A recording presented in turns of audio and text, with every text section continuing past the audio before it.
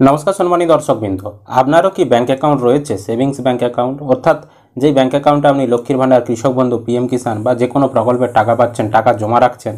হ্যাঁ, তো সেই সেভিংস অ্যাকাউন্ট যদি থেকে থাকে আপনাদেরকে অবশ্যই কিন্তু আজকের ভিডিওটা শেষ পর্যন্ত দেখতে হবে।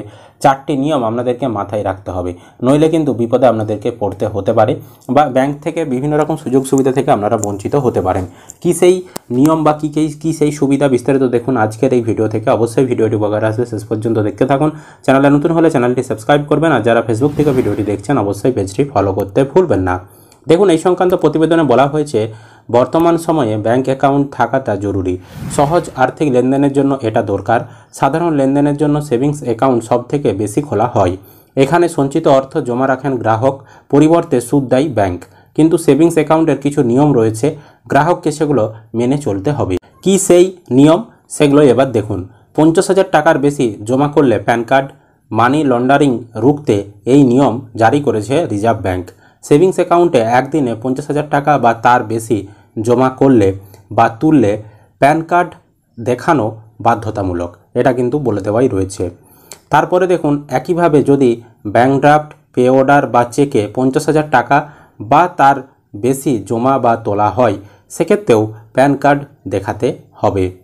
এছাড়াও সেভিংস অ্যাকাউন্টে সুদের উপর কর। সেভিংস অ্যাকাউন্টে রাখা টাকার উপর সুদ দেয় ব্যাঙ্ক। 2.7% থেকে 4% পর্যন্ত বিভিন্ন ব্যাঙ্ক অনুপাতে দেওয়া হয়ে থাকে। বিভিন্ন ব্যাঙ্কে সুদের হার ভিন্ন হয়, কিন্তু এই সুদের উপর আবার কর দিতে হয়। ব্যাঙ্ক সেভিংস অ্যাকাউন্টে রাখা টাকায় অর্জিত সুদের উপর 10% টিডিএস কাটে।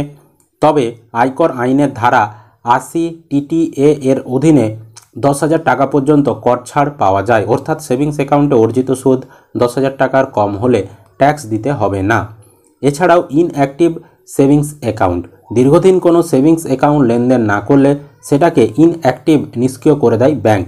তবে কোনো অ্যাকাউন্ট নিষ্ক্রিয় করার আগে অ্যাকাউন্ট হোল্ডারের সঙ্গে যোগাযোগ করে ব্যাঙ্ক। তাকে অ্যাকাউন্ট সচল রাখতে লেনদেন করতে বলা হয়, কিন্তু তারপরেও যদি অ্যাকাউন্টে লেনদেন না হয় তখন তা নিষ্ক্রিয় করে দেয় ব্যাঙ্ক।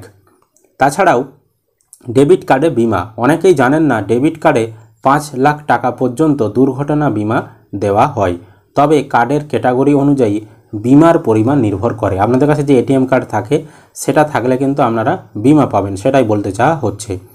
এবার কোন কার্ডে কত বিমা, না ক্লাসিক কার্ডে 1 লক্ষ টাকা, প্ল্যাটিনাম কার্ডে 2 লক্ষ টাকা, এছাড়াও সাধারণ মাস্টার কার্ডে 50,000 টাকা, প্ল্যাটিনাম মাস্টার কার্ডে 5 লক্ষ টাকা, ভিসা কার্ডে 1.5 লক্ষ থেকে 2 লক্ষ টাকা পর্যন্ত বিমা কভারেজ পাওয়া যায়, যেখানে রুপে কার্ডে 1 থেকে 2 লাখ টাকার বিমা দেওয়া হয়। তো এই বিমা ক্লেম করার জন্য কিন্তু আপনাদেরকে যেই ব্যাংকের এটিএম কার্ড রয়েছে সেখানে কিন্তু যোগাযোগ করতে হয়। তো এই নিয়মগুলো অবশ্যই আপনাদেরকে পালন করতে হবে বা মেনে চলতে হবে, যাদের সেভিংস ব্যাঙ্ক অ্যাকাউন্ট রয়েছে, যারা ব্যাংকের টাকা লেনদেন করেন। আশা করি আপনারা ভিডিওটা বুঝতে পেরেছেন। এটাই ছিল ছোট্ট আপডেট। ভিডিও ভালো লাগলে লাইক করবেন, বন্ধুদেরকে শেয়ার করবেন, ইউটিউব থেকে দেখলে চ্যানেলটি সাবস্ক্রাইব করে রাখবেন, আর ফেসবুক থেকে দেখলে অবশ্যই পেজটি ফলো করতে ভুলবেন না।